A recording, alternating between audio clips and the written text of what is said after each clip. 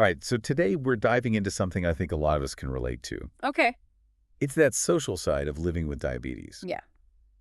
Think about all those dinners and parties and celebrations Right. where it feels like food is the main event. Yeah. Yeah. So we've got your notes here, and plus we found some really interesting snippets from a podcast script Okay. that tackles this exact topic. Oh, cool. So are you ready to kind of figure out how we can enjoy those get-togethers without stressing about our health? Absolutely. I think that's something that a lot of people struggle with. Right. But the good news is there are so many practical strategies and even like mindset shifts you can make Okay. that can totally change the game for you. I bet. Just thinking about all those tempting treats during the holidays Oh, yeah. or feeling the pressure to indulge, even at just a casual get-together, Yeah. I can already see how tricky it can be. And you know what's so interesting is these situations aren't just about the food. Yeah, It's like they're emotionally charged, too. that's true. Think about it. You might feel anxious about making the right choices, Right. or guilty if you feel like you snip up, or even left out when everyone else is indulging. Definitely. So recognizing those emotions is huge, Okay. because then you can start to manage them proactively. So we're talking about more than just willpower here. It's Yeah. like having a game plan for those feelings, too. Totally. Okay, so what are some actual tactics to help us navigate those moments? I see planning ahead is highlighted in our notes. Yes. Is that as crucial as it sounds? Planning ahead is huge. Oh, I mean, imagine showing up to a restaurant yeah. and you're starving, Right. and then you get the menu and you're totally overwhelmed. Oh, yeah. And you're not sure what you can actually eat. That's the worst. But if you check the menu online beforehand, Okay. it takes all that stress away. That's smart. You can like spot those dishes with lean protein and veggies or whole grains. Right. And you just walk in feeling so much more confident and ready to actually enjoy yourself. That makes a lot of sense. Yeah. It takes the pressure off in the moment and lets you just focus on the social side of things. Exactly. Okay, so what about those potlucks or parties Yeah. where Yeah. you can't exactly pre-plan the menu? Right. I'm picturing a spread of like delicious, but maybe not so diabetes-friendly dishes. I know, totally. What do you do then? That's where bringing your own dish Okay. becomes a real game changer. Okay. Not only does it guarantee that you'll have at least one option you can enjoy without worry, Right. it also takes the pressure off you Yeah. trying to find something that fits your needs Exactly. among a bunch of unknowns. Yeah. And plus, you might even introduce everyone to like a new favorite dish. I love that. It turns it from potentially stressful Yeah. into an opportunity to share something you love. Right. Okay, but let's be real. Mhm. What about those moments when someone's really pushing you Oh. to eat something you'd rather not? Yeah. Like that well-meaning aunt Uh. who just insists you try her famous dessert. It happens all the time. What do you do? It can be tricky, but this is where setting boundaries is so important. Okay. And I think the key is having some ready-to-go responses Okay. so you're not caught off guard. Like what? So something simple like, I'm managing my health. Okay. Or even, I don't feel like it today, can work wonders. Mm-hmm. You don't always need a big explanation, Short, sweet, and to the point. I like it. right? But sometimes, even with the best planning and boundaries, those social events can still feel a bit isolating, Yeah, right? totally. Like you're missing out on something everyone else is enjoying. That's why having that support system in place can make a world of difference. Okay. Imagine having a friend at that party who really gets it. Yeah. They can help steer the conversation away from food. Right. They can back you up when you're setting those boundaries, or Yeah. just be there to listen and understand. It's like having a wingman Totally. for those tricky situations. So we've got planning ahead, setting boundaries, enlisting our support crew. Yes. What about tech? Oh, yeah. Can it play a role in navigating these social minefields? Absolutely. Okay. Tech can be like your super discreet ally. How so? Think about glucose monitoring apps. Okay. They can send your blood sugar readings straight to your smartwatch or phone, Right. so you can check in with your body without anyone even noticing. Wow. It's like having a secret weapon. That's so much more discreet than the old finger prick method. Right. It's like having a personal health assistant right in your pocket. Totally. So tech can definitely help us stay on track. Yeah. But are there any times when leaning on our support system, like those real-life humans, Yeah. is even more valuable? I think there definitely are situations Oh, okay. where that human connection is so crucial. Like what? Think about support groups, Well- either online or in person. Yeah. These are spaces where you can connect with people who truly get it. They understand the ups and downs of living with diabetes. Yeah. You can share experiences, you can swap tips, Uh, and just feel less alone in this whole journey. it sounds like that sense of community can be incredibly empowering, For sure. especially when those social situations start to feel overwhelming. Totally. And speaking of feeling empowered, this podcast script, we have highlights a few real-life examples of people who've successfully navigated these social scenarios, and I think you'll find them really insightful. Okay, I'm all ears. Hmm? Let's hear about these real-life diabetes ninjas and their social strategies. All right. So one story features Lisa. Okay. She's a 42-year-old accountant, All right. and she used to dread Thanksgiving Oh, yeah. I can relate to that. because of all the carb-heavy dishes. Right. But she eventually decided to talk to her family about including healthier options, Good for her. like roasted veggies and lean turkey. Yeah. She said the key was being open about her needs and working together to find solutions that worked for everyone. That's a great example of how proactive communication can totally change the game. Right. What other stories stood out to you? We also have Tom. Okay. He's a college student Okay. who struggled with the pressure to drink at parties Oh, yeah. That's tough. because, alcohol can affect his blood sugar. Right. And he wasn't comfortable with that peer pressure. Yeah.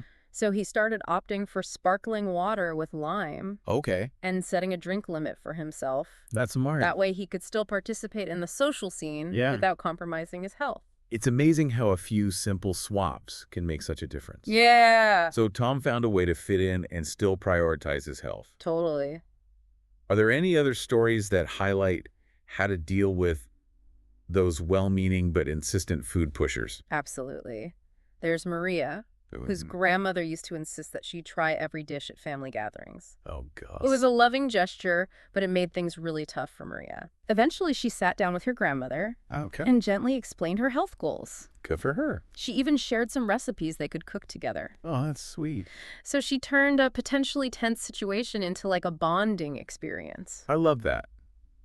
It's like turning a challenge into an opportunity for connection. Right. So we've got planning boundaries, tech support, and some inspiring real-life examples. Yeah. Sounds like we've got covered, like the practical strategies. Right. But this podcast script also emphasizes the importance of how we approach these situations. Yes. Right? It's about our mindset. Yeah. It's not just about what we do, but also how we think about these social situations. And that's where some key mindset shifts can really make all the difference. All right, let's dive into this. I'm ready to reframe my thinking. Okay, let's do it. Okay, so are you ready to tackle that elephant in the room? I think so. Let's talk alcohol and how it kind of fits into the social scene when you're living with diabetes. All right, let's do it. I feel like alcohol is just one of those things that always comes up at social gatherings. Right. And it can be really tough to navigate. It definitely adds another layer of complexity. Yeah. And I think the tricky part is that alcohol actually lowers your blood sugar.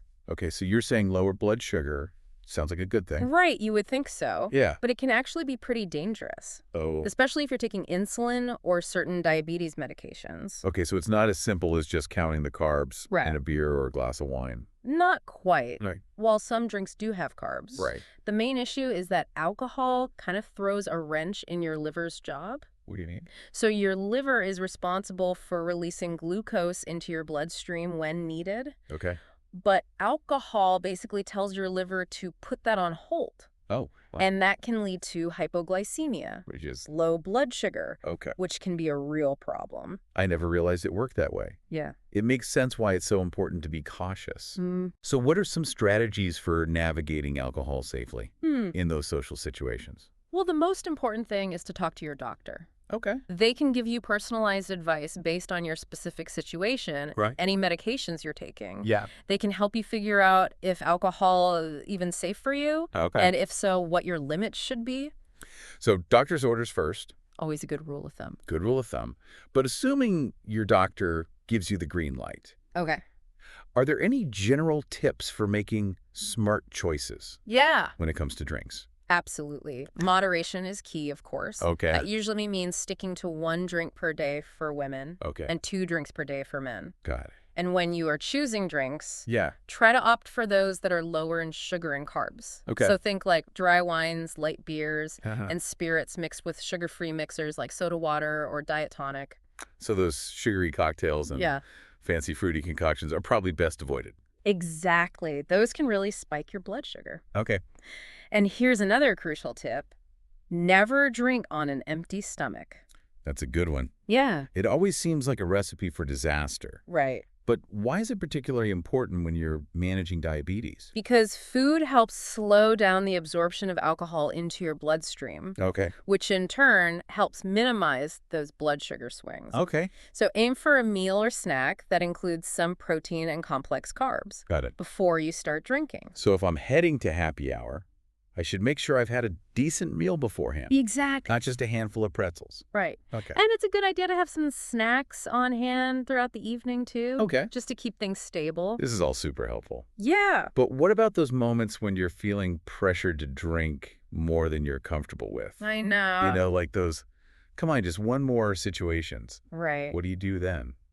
I think that's where setting boundaries comes in, just like with food. Okay. You have the right to say no. And you don't owe anyone a lengthy explanation. Right? Something simple like, I'm good for now, or I'm pacing myself, can work wonders. Right. And remember, a true friend will respect your decision.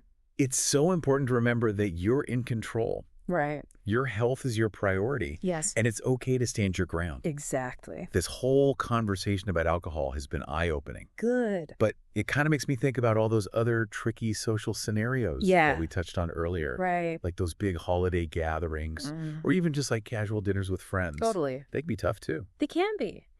And what's so interesting is that they often bring up a lot of the same challenges. Yeah. Whether it's navigating food pushers, Right. managing your blood sugar discreetly, Wow. or just dealing with all the emotional ups and downs that can come with diabetes in social settings. Okay. So let's dive back into those common social scenarios and kind of break down some strategies for handling them like a pro. Let's do it. What are some of the biggest challenges you've noticed people facing?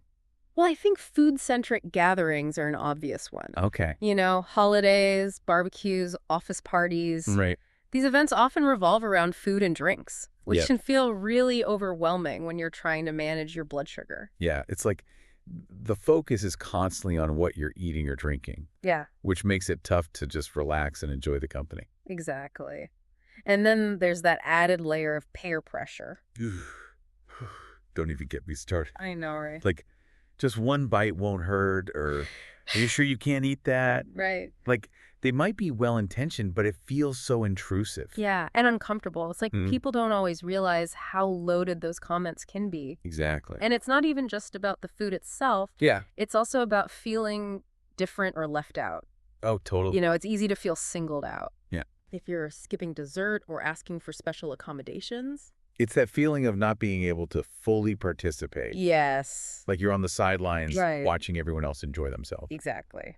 And then there are those unplanned events. Oh, gosh, yes. Surprise invitations or last-minute get-togethers. Those are the worst. I know, right? Throw a wrench in your plans. Totally. It's so hard to make healthy choices on the fly when you're not prepared. So you see, whether it's a planned event or an unexpected gathering, Yeah. these social situations can trigger a whole range of emotions. It's like the social aspect adds this whole other dimension to managing diabetes. Totally. It's not just about the physical stuff. Right. It's about like navigating the emotional and mental game as well. Absolutely. And that's why I think having a toolbox of strategies is so important. Yeah. And you know what? Yep. This podcast script we've been discussing actually delves into some really practical tips that go beyond just the basics. I'm all about practical tips. Let's hear it. Okay, so one of the key takeaways Yeah. is the importance of planning ahead. Okay, we already talked about checking menus online Yes. before going to a restaurant. Right. But what if it's a potluck Yeah. or a dinner party at someone's house? That can be tough. It can be tougher to navigate, For sure. especially if you don't know exactly what's going to be served. Totally. That's where communication comes in. Okay. Don't be afraid to reach out to the host beforehand Okay. and let them know about your dietary needs. Okay. You might be surprised how accommodating people are willing to be. I guess sometimes people just need a heads up Exactly. so they can plan accordingly. Right. And you can also offer to bring a dish. Okay. that you can enjoy. That's a good idea. That way you're guaranteed to have at least one safe and delicious option. That's a win-win. Right. Takes the pressure off you. Yes. And adds to the variety of the meal. Exactly. Okay, so we've got planning and communication covered. But what about those situations where, despite your best efforts, someone's really pushing you to eat something? Ugh, the food pushers. I know. They can be persistent.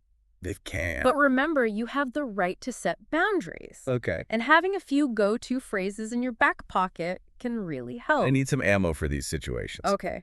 So something as simple as, yeah, I'm managing my health, or I'm good for now, can work wonders. Okay. You don't need to over-explain or justify your choices. So it's about being firm but polite. Exactly. You're not trying to start an argument. Right. You're just politely asserting your needs. Exactly. And if someone's really persistent, Yeah. you can always deflect Okay. by changing the subject. Okay. Or you can offer to bring them something else. Oh, that's a good one. Like, I'm actually really enjoying this salad. Would you like to try some? Ooh, I like that. It's like a gentle redirect. Exactly. Okay, so we've talked about planning communication and setting boundaries. Yes. What other strategies does this podcast script suggest? Well, it also emphasizes the importance of leveraging technology. Oh. So we've already touched on glucose monitoring apps. Right. But did you know there are also apps specifically designed Oh, wow. to help you navigate social situations with diabetes? No way. Tell me more. Okay, so some apps have built-in restaurant guides Okay. that help you find diabetes-friendly options Okay. based on your location. That's cool. Others have features Yeah. that allow you to discreetly track your carb intake Okay. and your blood sugar levels throughout the evening. Wow. And some even have social networking components Oh, wow. where you can connect with other people with diabetes Okay. and share tips and support. That's amazing. It's like having a whole diabetes toolkit Right. right at your fingertips. Exactly. So we've got planning boundaries, tech. Anything else we're missing? I think there's one more crucial piece of the puzzle Right. that we haven't talked about yet. What's that? Self-care. Oh, self-care. It's so important, It is. but it's also easy to forget about when you're Sure. focusing on everything else. So how does self-care fit into the picture Right. of navigating social situations? Well, think about it this way. Okay. These social situations can be mentally and emotionally draining, That's true. even when they're enjoyable. Yeah. They require a lot of energy and focus. Right. So it's essential to prioritize self-care Okay. before, during, and after these events Okay. to help you recharge and stay balanced. So what are some self-care practices Yeah. that we can kind of incorporate into our social routines? It can be as simple as getting enough sleep the night before a big event, Okay. taking some time for yourself to de-stress afterwards, Yeah. or even having a go-to relaxation technique Yeah. that you can use if you start to feel overwhelmed during the event. I like that. It's At about any- being proactive Yes. and giving yourself the support you need to thrive. Exactly. And remember, self-care isn't selfish. It's essential. It's about honoring your needs Yeah. and making sure you're showing up as your best self, both for yourself and for the people you care about. This has been so insightful. We've covered a lot of ground today, Yeah. from alcohol and its effects on blood sugar Right. to those tricky social situations that can pop up Yeah. when you're living with diabetes. It happens. It feels like we've really unpacked a lot of practical strategies Yeah. and mindset shifts For sure. that can help people feel more confident and empowered in Exactly. these situations. Totally. And, the more we understand about diabetes and how it intersects with our social lives, Right. the better equipped we are to make choices that support our health and our happiness. I couldn't agree more. But before we wrap up, Yeah. I feel like there's one more crucial piece of this puzzle Okay. that we need to explore. What's that? It's that mental and emotional aspect Oh, yeah. that we keep coming back to, Right. the mindset shifts Yeah. that can make all the difference. Absolutely. Let's save that deep dive for part 3 Okay. into the psychology of diabetes and social situations. Sounds like a plan. Stay tuned, everyone. We'll be right back. We'll be right back to unpack all the ways we can reframe our thinking Yes. and approach these social gatherings with more confidence and joy. Okay, so we're back for the final part of our deep dive, and this time we're going beyond those practical tips. Right. And really getting into the headspace. Right. The mental and emotional side of things. And mindset. Exactly. We've talked about the what and the how to, Yeah. But now it's time to explore the how we think part of this whole equation. I love that. So I'm ready for a mindset makeover. Go ahead. Where do we even begin? Well, one of the biggest things I see people struggle with Okay. is that feeling of restriction. Yeah. It's so easy to get caught up in what you can't eat or drink Right. and end up feeling deprived or left out. Totally. But what if we flipped a script? Ooh, I like that. Okay. I'm all about flipping the script. How do you do that? Instead of dwelling on what you're missing, Okay. try to shift your focus to what you can enjoy. Okay. Maybe there's a delicious salad on the buffet. Yeah. Maybe you can savor a glass of sparkling water with lime. Mm. Or maybe it's just about being present and enjoying the company of your friends and family. So it's like choosing to focus on the abundance Yeah, rather than the restrictions. exactly. But honestly, isn't that easier said than done? You're right. It's not always easy. Yeah. Sometimes those cravings hit hard. Right. And it's tough to stay positive when you feel like you're constantly saying no to things. And that's where self-compassion comes in. Okay. We're all human. Right. We all slip up sometimes. Yeah. The key is to not beat yourself up about it. So it's about giving ourselves a break, Yeah, not striving for perfection. exactly. It's about recognizing that you're doing your best Okay. and that every choice you make, even the not-so-perfect ones, Yeah. is a learning opportunity. I like that. Progress over perfection is the name of the game. I love that. It takes the pressure off Yeah. and reminds us that it's okay to be human. Right. But what about those situations where we're feeling really tempted Mm-hmm. or even a little bit resentful? Yeah. Like everyone else is enjoying that big slice of cake Right. and you're stuck with a bowl of berries. Those feelings are totally normal. Okay. And I think one way to kind of deal with them is to try to reframe your thinking. Oh, So instead of focusing on what you're missing out on, yeah. try to remind yourself why you're making these choices in the first place. So connecting back to our why, Exactly. like our motivation for managing our diabetes. Right. Think about your long-term health goals. Okay. How good it feels to take care of yourself. Yeah. Or maybe even the people in your life Yeah. who you want to be healthy for. That's a good point.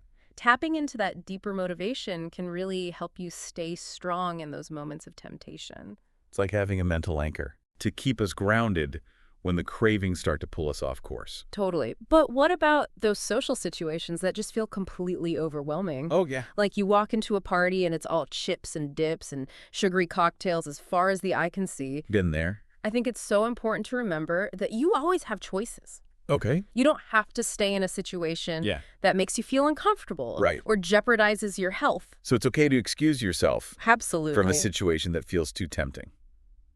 You can always step outside for some fresh air. Okay. You can call a supportive friend Yeah. or even just head home early if you need to. Right. Your well-being is the priority. Yeah. It's okay to prioritize that over social obligations. This is making me realize that having a few go-to strategies Yeah. for those uh-oh moments Yeah. is so important. It's like having a mental toolbox to Exactly. help you navigate those tricky situations. And just like any toolbox, it's good to have a variety of tools at your disposal. Right? Maybe it's a deep breathing exercise that helps you calm down, Yeah. or a positive affirmation that you repeat to yourself, Okay. or even a visualization technique Yeah. that helps you imagine yourself making healthy choices. I love that. It's about finding what works for you Yes. and having those tools ready to go when you need them. Exactly. But, it's one thing to have the tools. Yes. It's another to actually use them Right. in the heat of the moment. So do you have any tips for actually putting these mental strategies into practice? I think one of the best things you can do is practice. Okay. I know it might sound silly, Yeah. but like rehearsing those boundary setting phrases Okay. or visualizing yourself successfully navigating a tricky situation Yeah. can really help you feel more confident and prepared Right. when those moments come up in real life. It's like practicing a speech Totally. or a presentation. Mhm. The more you do it, the more natural it feels. Exactly. But Yeah. sometimes, even with all the best preparation Yeah. and mindset shifts, Right. these social events can still take a toll on us emotionally. They can. And that's why I think it's so important to prioritize self-care Okay. after those social gatherings. Okay. So this might mean taking some time for yourself Yeah. to relax and recharge, Okay. journaling about your experience, or Yeah. even talking to a supportive friend or therapist. It's like giving ourselves permission Right. to process those emotions Yeah. and decompress after being on in a social setting. Exactly. And remember, self-care isn't a luxury. It's a necessity. Very true. It's about honoring your needs and replenishing your energy Yes. so you can continue to show up as your best self. This deep dive into the mindset of diabetes and social situations has been so eye-opening. Oh, good. I'm glad. I feel like I've learned so much today, Me too. and I really appreciate all your insights. Of course. I think the biggest takeaway for me is that you're not alone in this. Absolutely not. There are so many people out there Yes. who understand what you're going through, Right. and there's a wealth of support available. For sure. So to our listener out there, Yeah. we hope this deep dive has given you a fresh perspective Yeah. and some empowering tools I hope so. to navigate those social situations with diabetes. Right? Remember, you've got this. You do. Until next time, happy and healthy socializing. Cheers to that.